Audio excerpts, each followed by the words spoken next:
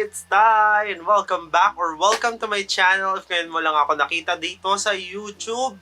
And now I am back with another episode of Taste Test by Ty. At ang taste test natin at ang try natin for today's video is the newest release from McDonald's. So nag-release sila ng bagong variant ng kanilang McFlurry, and actually magiging 2 parts tong video na to. Isa yung dalawang bagong flavor ng McFlurry, and then yung next is yung sweet barbecue glazed chicken McDo. Actually dapat ang iti-taste test ko sa inyo is yung sweet barbecue glazed chicken McDo, but it's not available dun sa McDo branch na pinuntahan ko. Kaya sakto din, kaka-dinner ko, so busog-busog ako. So I need some dessert, and saktong-sakto dahil hindi available yung sweet barbecue glazed chicken McDo. Ang ito-try natin is the newest variant of their McFlurry. So nag-release sila ng dalawang bagong flavors, which are Tiramisu McFlurry, and then yung I think Hazelnut McFlurry. So yan, ang dalawang bagong variants na kanilang McFlurry. Ako kasi ang bias ko talaga sa McDonald's pagdating sa ice cream is McFlurry. Mas gusto ko yung McFlurry than sa hot fudge nila, kasi gusto ko nga may crunch or may nangangata dun sa kinakain ko.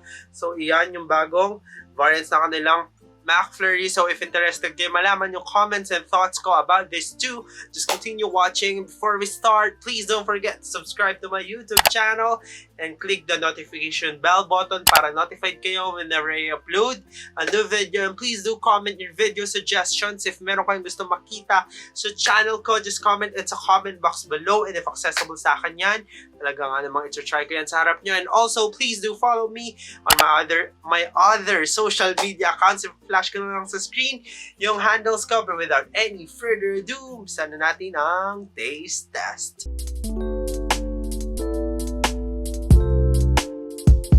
Siyempre, you know the drill. Bago tayo mag-start ng taste test, sa pricing muna tayo. So, both are 75 pesos each. So, medyo mas mahal siya dun sa usual na price ng McFlurry, which is, I think, 59 pesos or 50 pesos if gagamit ka ng McDonald's app. Pero yon 50 pesos, I mean, 75. 75. So, sorry, tinignan ko muna itsura ko sa viewfinder. 75 pesos each siya. Gusto unahin yung hazelnut. So, try natin ito munang hazelnut nila. Nilagay ko pala ito sa freezer.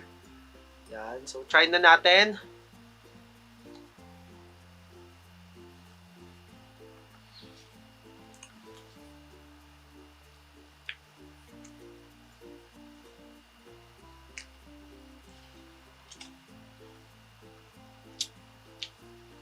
Walahan chocolate.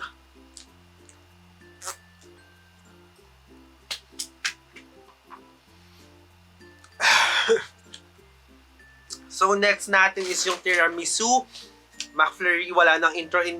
Isunod na natin siya. Ito medyo malambot na, pero try pa rin natin.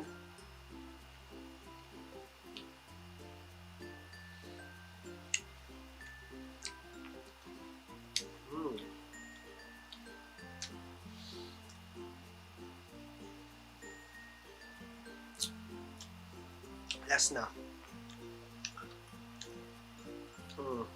Cheers. Cheers.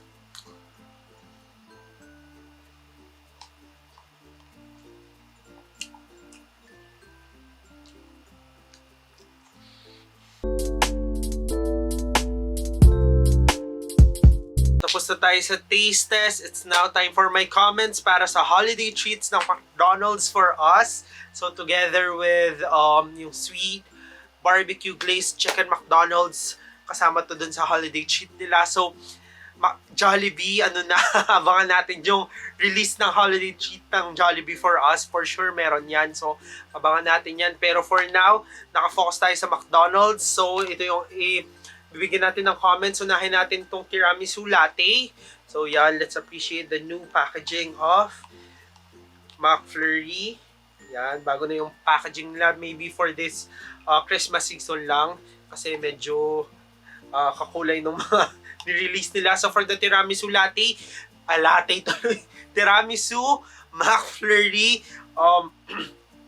sweeter siya than the hazelnut, and also yung coffee taste na to is there lang pero hindi overpowering yung coffee taste. And what I like about this is that merong crunch or meron kang nangangata na parang mga cookies which is I like kasi ayun nga nabanggit ko naman sa inyo na pag pag may kinakain ako gusto ko may crunchy na something dun sa kinakain ko, kaya yon okay naman siya pero sweeter siya than the hazelnut McFlurry. Ako kasi pagdating sa ice cream, gusto ko yung mas less yung sweetness niya. So, for me, this is the winner of this episode. Tong hazelnut McFlurry. For the hazelnut McFlurry, if fan ka ng Ferrero, imaginein mo, crush na Ferrero, hinalo sa sundae ng McDonald's, iyon na iyon yung lasa niya kasi nung, di ba binanggit ko nung tinitestas ko siya, meron siyang kalasang chocolate, and iyon, Ferrero, yung kasama nitong hazelnut McFlurry, which is, I like, so, sobrang fan din ako ng Ferrero, kaya mas okay to, and mas less yung sweetness niya than the tiramisu McFlurry. So, if magre-reorder ako nito, for sure, mas pipiliin ko tong hazelnut than tiramisu. So, yon. And if na-try na, let me know your thoughts if pareho tayo ng verdict dito sa dalawang to. Tapos na tayo sa comments, tapos na rin ako sa taste test. It's now time for my rating para sa newest release from McDonald's. So, unahin natin tong tiramisu latte. For the tiramisu latte, ba tiramisu latte? Ako ng tiramisu latte. For the tiramisu McFlurry, bibigyan ko to ng... Wala akong table sa harap ko kaya hindi ako makapag-drum roll. For this ice cream, bibigyan ko to ng 2 out of 5. So, yon. If mas mahilig ka sa mas matamis na ice cream, ito siguro yung magiging option mo. And for the hazelnut McFlurry, bibigyan ko to ng 4 out of 5. So, yon. So, alam niyo na kung ano yung winner for me. It's the hazelnut McFlurry. So, yon. Sorry, tiramisu, pero mas gusto ko yung hazelnut. So, that's it for this episode of Taste Test by Ty. And if you do enjoy watching my video, you know the drill. Like, share, subscribe, and click the notification bell button para notified kayo whenever I upload a new video. And comment your video suggestions. If meron kayong gusto makita sa channel ko, just comment it sa comment box below. And if accessible sa akin yan, talaga nga namang ito-try ko yan sa harap nyo. Medyo mayroon pa akong list of videos na hindi nagagawa.